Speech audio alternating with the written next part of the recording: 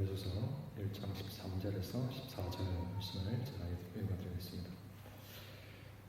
그 안에서 너희도 진리의 말씀, 곧 너희의 구원의 복음을 듣고 그 안에서 또한 믿어 약속의 성령으로 인치심을 받았으니 이는 우리 기업의 보증이 되사 그 얻으신 것을 속량하시고 그의 영광을 찬송하게 하려 하심이라. 오늘은 유아 세례식에 있는 날입니다. 그래서 매달 마지막 주일에 나누던 설교를 잠시 멈추고요. 세례의 의미를 생각해 볼 수 있는 말씀을 나누도록 하겠습니다. 이 에베소서 1장 3절에서 14절까지는 성부, 성자, 성령 삼위 하나님의 구원 사역을 압축적으로 다루고 있는 본문입니다. 그 중에서 오늘 읽은 13절과 14절은 특별히 성령 하나님의 사역을 다루고 있어요. 근데 이 본문을 방금 읽었지만은 들여다보면은 세례의 색자도 언급하지 않는데 왜 이 본문을 다루냐고 물을 수 있겠죠. 이 답변은 오늘 설교의 끝부분에 가서 확인할 수 있기 때문에 끝까지 잘 따라오셔야 합니다. 여러분, 세례가 뭐죠?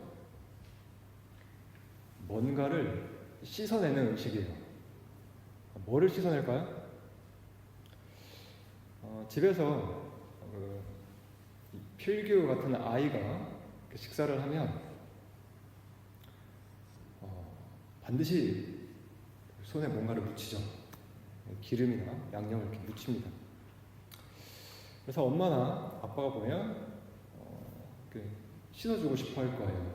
신기하죠? 분명히 숟가락이나 포크로 먹었는데 묻어 있습니다. 그러면 씻어주고 싶어요. 자, 하나님이 우리를 보실 때 씻어내고 싶어 하는 게 있어요. 그게 뭘까요? 손에 묻힌 기름일까요? 입가에 묻은 양념? 하나님은 우리 마음에 스며든 죄악을 씻어내고자 하십니다. 그럼 어떻게 씻을까요? 세례로 씻을까요? 만약 그럴 수 있다면 오늘 우리 아이들 머리에 물을 얹을 텐데 이런 의식으로는 부족할 거예요. 아니면 침례라고 하죠. 물에다가 아이의 몸을 잠그는 그런 의식으로도 부족할 거예요. 얼마나 이 구석구석 스며든 죄를 씻어내야겠어요? 자, 그래서 이런 점에서 우리가 먼저 기억해야 할 사실이 있습니다. 물로는 죄를 씻을 수가 없어요. 만약 그럴 수 있다면 예수님이 이 땅에 오실 필요가 있을까요? 굳이 험한 수모를 당하시며 십자가에서 피를 쏟으실 필요가 있었을까요? 그래서 오늘 읽은 이 본문에 조금만 올라가면 성자 하나님이신 예수님의 사역을 이렇게 설명합니다. 우리는 그리스도 안에서 그의 은혜의 풍성함을 따라 그의 피로 말미암아 속량 곧 죄사함을 받았느니라. 뭐로 말미암아 죄사함을 받았다고요? 그의 피로 말미암아. 결국 우리 존재에 스며든 죄악을 씻어내는 일은 그 죄가 요구하는 영원한 사망, 곧 하나님의 죽음을 나타내는 예수 그리스도의 피로만 가능하다는 거죠. 그러니까 이 피로 죄 사함을 받았다는 사실을 물로 씻음을 받는 표면적인 의식을 통해서 드러내는 일을 세례라고 합니다. 자, 이런 차원에서 세례가 어떤 방식을 취하든 어떤 교회에서는 물을 머리에 얹고요. 또 어떤 교회에서는 그냥 물에다가 몸을 잠그기도 하고 그렇게 하지만은 어떤 방식을 취하든 그 의미를 다 표현할 수가 없어요. 그 피로 영원히 죄 사함을 받았다라는 의미를 어떻게 씻어야 표현할 수 있겠어요? 물론 이러한 세례의 의미를 나중에 이제 바울은 신학적으로 발전시켜서 그리스도와 함께 죽고 함께 산다는 이 연합의 측면에서 설명하기도 하지만, 원래 예수님이 사역하실 때 이 세례의 기본적인 의미는 정결 예식에 뿌리를 두고 있었어요. 그러니까 부정한 죄인이 깨끗하게 되었음을 나타내기 위해서 물이라는 수단을 사용했는데요, 이러한 의식이 세례로 발전된 거죠. 그러니까 포인트는 이거예요. 자, 우리가 세례에서 정말 주목해야 할 점은 세례의 방식이라기보다 의미라는 거죠. 이 세례가 뭐를 말하고자 하는 거냐, 여기에 집중해야 합니다. 자, 근데 오늘은 일반 성인 세례가 아니라 유아 세례를 하는 날이잖아요. 이 교회 역사를 보면은 제가 방금 말씀드린 세례의 방식만이 아니라 세례의 대상에 대해서도 논란이 많았습니다. 특별히 아직 자기의 신앙을 고백하지 못하는 이 아이에게까지 세례를 주는 게 맞냐라는 거죠. 여러분 어떻게 생각하세요? 그러니까 뭐 물을 뿌리든 물에 잠그든 방식이 그렇다 치더라도 그 물로 세례를 주는 대상에 어린아이까지 포함시키는 게 맞다고 생각하십니까? 역사적으로 이런 문제가 대두되기 시작한 건 지금으로부터 500년 전, 그러니까 16세기 종교개혁 시대예요. 그러니까 당시에는 유럽 각지에 로마 가톨릭 교회의 잘못된 가르침을 이제 깨닫고 성경의 가르침을 회복하고자 하는 운동이 일어나게 되죠. 대표적으로 루터나 쯔빙글리, 그리고 이어서 칼빈 같은 이런 신학자들을 중심으로 해서 개혁 운동이 일어나는데, 이들을 통칭해서 프로테스탄트, 개신교라고 부르는 거예요. 근데 문제는 이 개신교 진영에서 좀 더 급진적으로 개혁을 추구했던 사람들이 있었는데요, 이들은 성경에서 명시적인 지침을 찾을 수 없는 그런 기존의 관습을 다 부정했습니다. 그 중 하나가 유아 세례예요. 그러니까 아무리 찾아봐도 성경을 아이에게 세례를 줬다라는 기록은 없는데요. 그리고 기본적으로 세례란 이 신앙 고백에, 개인의 신앙 고백에 근거해서 행해져야 하는데, 어떻게 아직 신앙이 있는지도 알지 못하는 아이에게 세례를 줄 수 있냐라는 거죠. 나아가서 이들은 이제 로마 가톨릭이 잘못된 교회이기 때문에 그곳에서 세례를 받은 사람은 다시 세례를 받아야 한다라고 주장했어요. 그래서 이런 급진적인 입장을 가진 개혁파 그룹을 재세례파라고 부르게 됩니다. 그리고 이후에 이제 한 세기 후에요, 영국에서 침례 교회가 등장하는데요. 이 침례 교회가 재세례파 전통과 관련이 있는지에 대해서는 이제 의견이 분분해요. 근데요, 세례가 개인의 신앙 고백에 근거해서 행해져야 한다는데 반대할 사람이 있을까요? 그렇지 않죠. 맞는 말입니다. 자, 그러면 오늘 우리 교회에서 유아 세례를 하는 게 맞나요? 혹시 이 중에 개인적으로 이든이의 신앙 고백을 들어본 분 계세요? 자, 세례가 개인의 신앙 고백을 나타낸다는 의미만 가지고 있으면 우리는 유아 세례를 인정할 수 없어요. 그런데 세례는 그런 협의적인, 그러니까 좁은 의미로만 이해될 수 있는 의식이 아닙니다. 세례는 그보다 넓은 의미에서 하나님이 자기 백성과 언약을 맺으실 때 그 언약의 혜택을 개인적으로 신앙을 고백하는 자만이 아니라 그 신앙을 전수받는 자에게까지 미치게 하신다는 믿음의 표현이에요. 즉 유아 세례는 아이의 신앙 고백이 아니라 부모의 신앙 고백에 근거해서 행하는 의식입니다. 자, 이거 잘 들으셔야 돼요. 안 그러면 유아 세례를 받으면 무조건 구원의 은혜를 받는다고 오해할 수 있습니다. 방금 말씀드렸죠. 이 언약의 혜택이 누구에게요? 신앙을 전수받는 자에게, 신앙을 이어받는 자에게 미치게 하신 거예요. 그러니까 신앙을 전수하고 이어져야 할 책임이 누구에게 있는 거예요? 부모에게 있는 거예요. 결국 유아 세례는 아이의 신앙 고백이 아니라 부모의 신앙 고백에 근거해서 베풀며 이 의식을 함으로써 하나님이 나를 백성으로 삼아주신 은혜가 이 아이에게까지 미치도록 나의 역할을 감당하겠다는 서약입니다. 자, 그러면 이렇게 물을 수 있어요.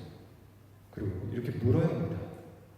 그러면 그렇게 확장된 세례의 의미가 성경에 있냐고요. 한번 알아보죠. 자, 여러분 성경을 보면요, 하나님이 우리의 구원을 위해 행하신 일이 무엇인지를 알 수 있도록 눈으로 볼 수 있는 의식을 사용합니다.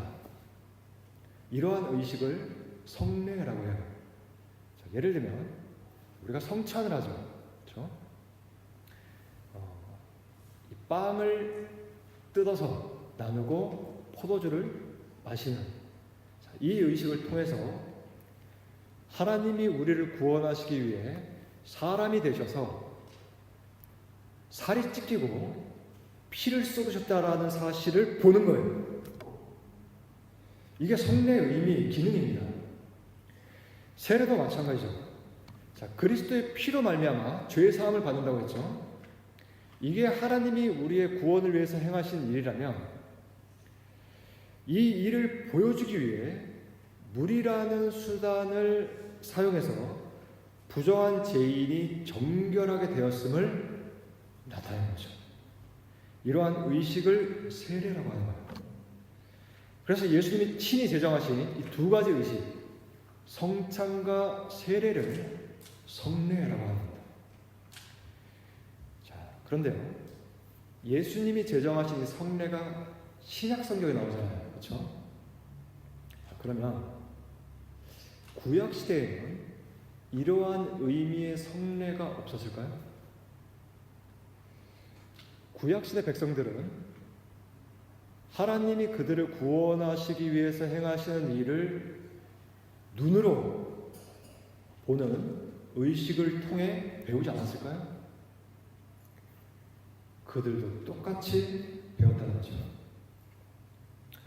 예를 들면 예수님은 구약에서부터 이어져 온 이 유월절 만찬을 나누는 자리에서 떡과 포도주를 주시며 성찬을 제정하셨죠.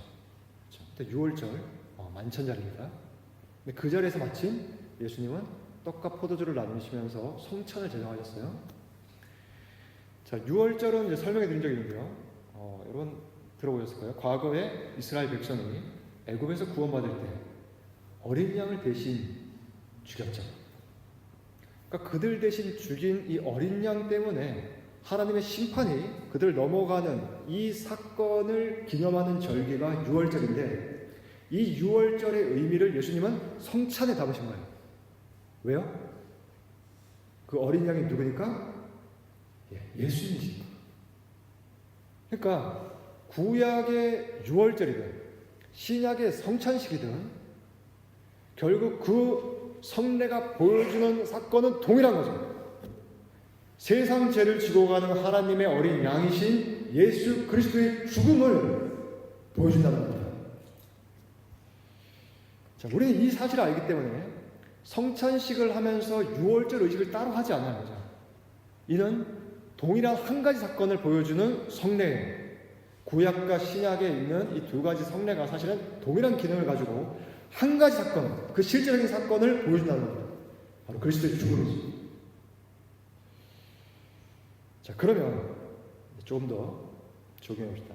예수님이 제정하신 또 다른 성례인 세례도 그렇지 않을까요?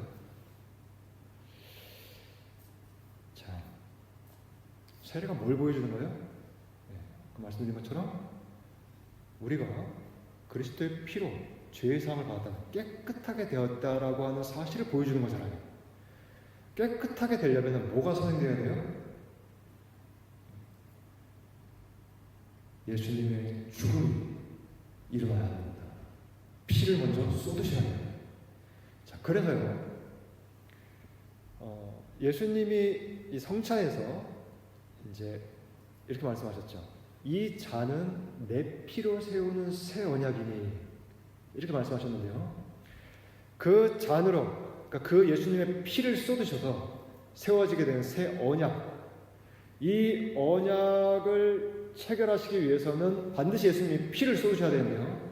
그렇게 해서 피를 쏟으시고 그 피, 그 죽음의 근거에서 내가 하나님의 언약 백성이 실제로 되었다라고 하는 표시가 세례입니다. 자, 간단하게 말씀드리면 성찬시에 체결하신 언약의 표가 세례라는 거예요. 그래서 이 두 가지 성례는 긴밀하게 연관됩니다. 이해하시겠어요? 자, 그래서 성찬이 그리스도의 죽음을 보여준다면, 자, 세례는 뭐를 보여준다고요? 그 죽음의 근거에서 내가 하나님의 언약 백성이 되었다는 사실을 보여주는 거예요. 아시겠죠? 그러니까 그리스도의 죽음으로 언약이 세워지고 맺어지고, 그리고 그 언약의 백성이 되었다라고 하는 표가 바로 세례라는 거예요. 자, 그러면 잘 들으셔야 됩니다. 성찬이 구약의 유월절을 이제 계승했잖아요. 세례도 그렇다면 구약의 어떠한 의식을 계승했겠죠. 그리고 만약에 세례가 구약의 어떠한 의식을 계승했다면 이 의식은 세례와 같은 기능을 가지고 있어야겠죠. 그렇죠? 그러니까 마치 이 유월절 의식이 성찬식과 같은 기능을 가지고 있듯이요.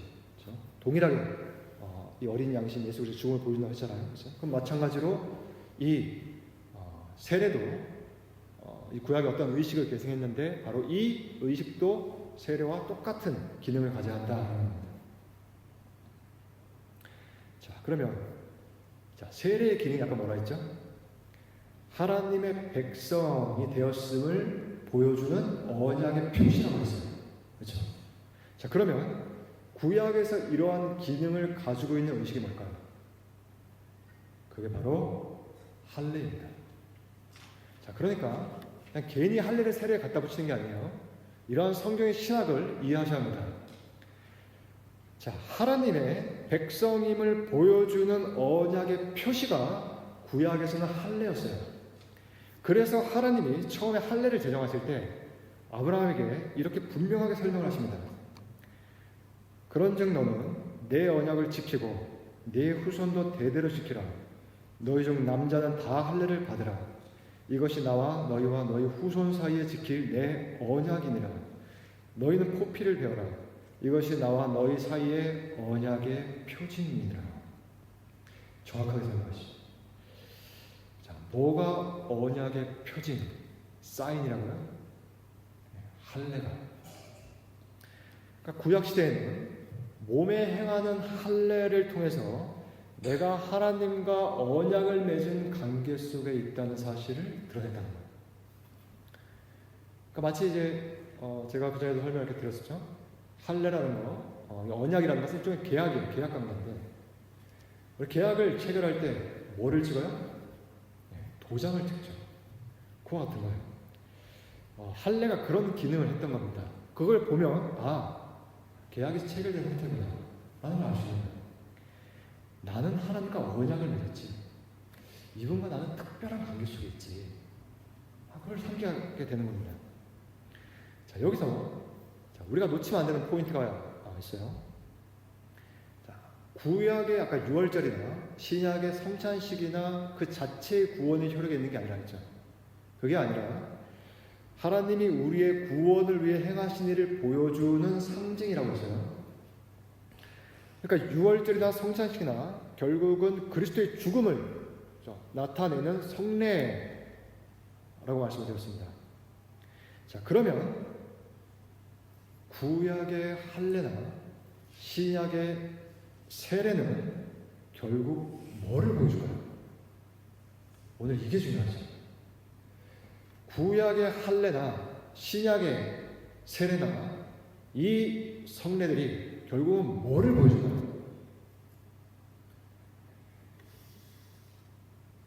자, 이게 성례라면 이 성례가 보여주는 진짜 사건이 있을 거 아니에요? 진짜 할례, 진짜 세례가 있을 거 아니에요?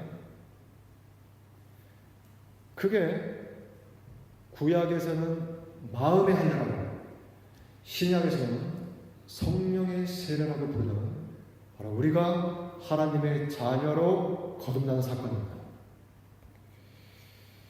모세는 신명기에서 장차 일어날 사건으로 마음의 할례를 이미 언급했어요. 이렇게 예언합니다. 내 하나님 여호와께서 내 마음과 내 자손의 마음에 할례를 베푸사 너로 마음을 다하며 뜻을 다하여 내 하나님 여호와를 사랑하게 하사 너로 생명을 얻게 하시리라. 그래서 신약시대로 넘어오면 바울은 몸에 행하는 표면적 할례가 아니라 그 할례가 의미하는 이면적 할례가 일어나야 한다고 말하게 됩니다. 그 로마서에서 무릇 표면적 유대인이 아니요 표면적 육신의 할례가 아니라 오직 이면적 유대인이 유대인이며 할례는 마음에 할지니 영에 있고 율법 조문에 있지 아니한 것이라. 자, 여기서 마음에 할지니 영에 있고 율법 조문에 있지 않다라고 했는데 이 영에 있고 율법 조문에 있지 않다라고 하는 이 번역은 좀 이렇게 이해가 되지 않죠. 영어 번역이 우리가 이해하기 쉽습니다. 이 말은 마음의 할례가 율법 조문에 의해 행하는 게 아니라 영에 의해, 즉 성령에 의해 행해진다는 거예요. 다시 말하면 성령께서 친히 하나님의 언약 백성이라는 표를 인치시는 도장이 되신다는 겁니다. 뭐라고요? 성령께서, 자, 아까 할례의 기능 아까 설명을 드렸죠, 그죠? 할례, 언약의 표예요. 하나님과 계약을 맺었다라고 하는 표시입니다. 근데 이것은 표면적 사건이에요. 그래서 진짜 하나님이 이것을 통해서 가르쳐주고 이것을 통해서 소망하게 하시는, 바라보게 하시는 진짜 사건이 있다라는 거죠. 세례도 마찬가지입니다. 구약과 신약이 동일한 이 성례가 결국에 가리키고 있는 하나의 사건이 있는데 그것은 성령께서 친히 우리가 하나님의 언약 백성이 되었다라고 하는 도장이 되신다는 거예요. 보증이 되신다는 겁니다. 그 표를 인치시는 도장이 되신다는 거죠. 이게 오늘 우리가 읽은 에베소서 본문의 의미입니다. 그 안에서 너희도 진리의 말씀, 곧 너희의 구원의 복음을 듣고 그 안에서 또한 믿어 약속의 성령으로 인치심을 받았으니 도장 찍음을 받았으니 이는 우리 기업의 보증이 되사 그 얻으신 것을 속량하시고 그의 영광을 찬송하게 하려 하심이라. 자, 여기서 너희라고 언급된 이들은 이 한 단락이라고 했죠. 원래 3절부터 14절까지 이 너희는 성부 하나님이 선택하시고 성자 하나님이 그 구원을 위해서 죽으심으로써 피를 쏟으신 대상을 가리킵니다.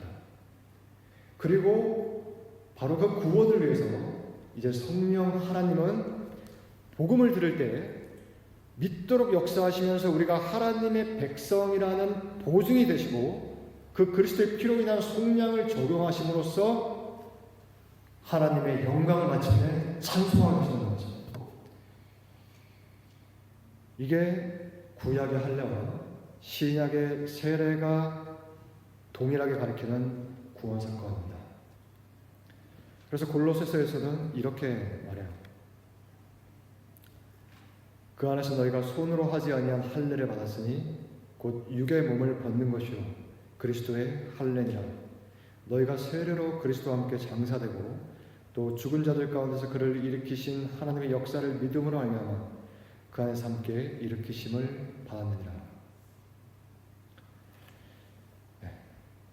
하나님은 이처럼 구약의 할례를 통해서나 신약의 세례를 통해서나 그분 자신이 우리 마음에 찾아오셔서 예수 그리스도의 복음을 믿고 그분의 참된 백성이 되는 언약의 성취를 이루고자 하세요. 이를 위해 구약 시대에도 할례로 구원받는 게 아니고 그 할례가 가리키는 이면적 할례가 따로 있었음에도 불구하고 난지 8일밖에 되지 않은 아이에게까지 그 의식을 행하라고 가르치신 이유는 그 자체가 바로 마음의 할례를 받을 수 있도록 준비시키는 은혜의 수단이 되었기 때문입니다. 세례도 마찬가지예요. 이 신약의 세례도 마찬가지입니다. 이 자체가 구원의 수단은 아니지만 그 구원에 이를 수 있도록 이끌어주는 은혜의 수단이 된다는 거죠. 그래서 교리적으로 성례를 은혜의 수단, 은혜의 방편이라고 합니다. 그러니까 이러한 차원에서 이 어릴 적부터 믿는 가정에 자라면서 신앙의 교육을 받는 일은 정말 큰 은혜라고 할 수 있어요. 특별한 은혜입니다. 그러니까 이건 무시하지 못할 은혜이기 때문에 우리가 이를 가볍게 여기서는 안 돼요. 특별히 부모는 그 은혜가 아이에게 제대로 전달되게끔 자신의 소임을 다해야 할 책임을 가지고 있습니다.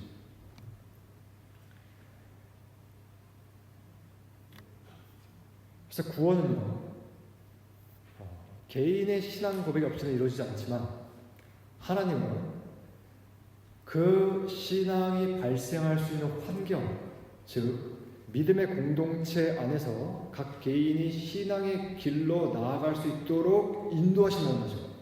얼마나 놀라운 일입니까? 얼마나 큰 일이에요.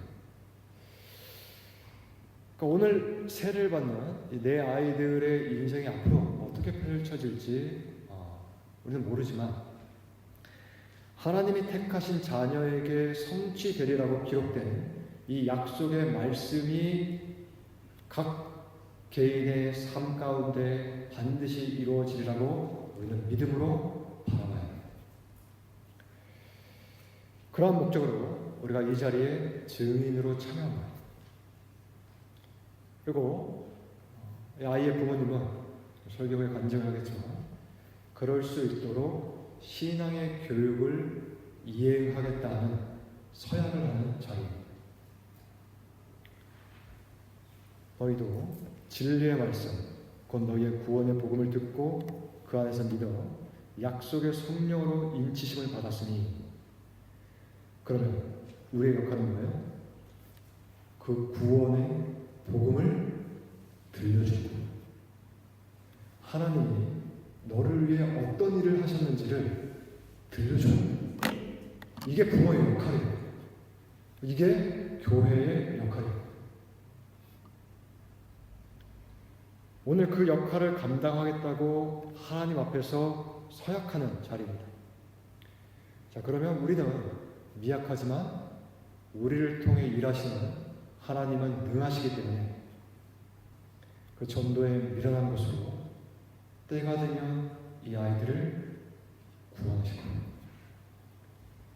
딱 지난주가였는데요. 아이들이 학교에서 돌아올 시간이 됐는데 너무 졸린 거예요.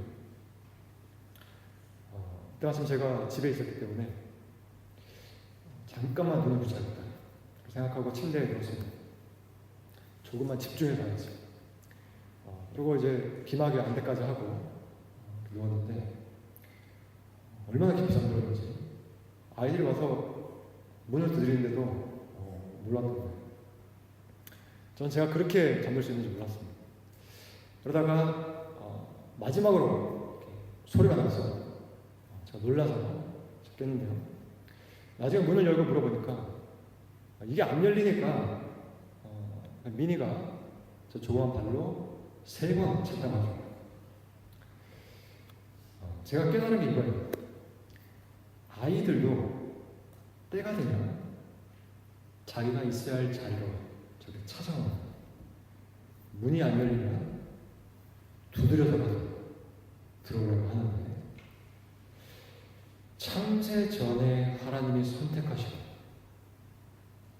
이를 위해서 예수님이 죽음으로 피를 쏟으셨다면 약속하신 성령께서 때가 되면 찾아오시지 않겠는가? 복음을 들을 때 믿게 하시지 않겠는가? 이게 우리 부모님이 하신 말씀이구나. 이 말씀이 이제 믿어지는구나. 나 같은 자를 위해서 이렇게 계획하시고 이렇게 성취하시고 이렇게 적용하시는 하나님의 영광을 찬송합니다. 이러한 신앙의 고백이 이 아이들의 입에서 나오게 되기를 주님으로 축복합니다.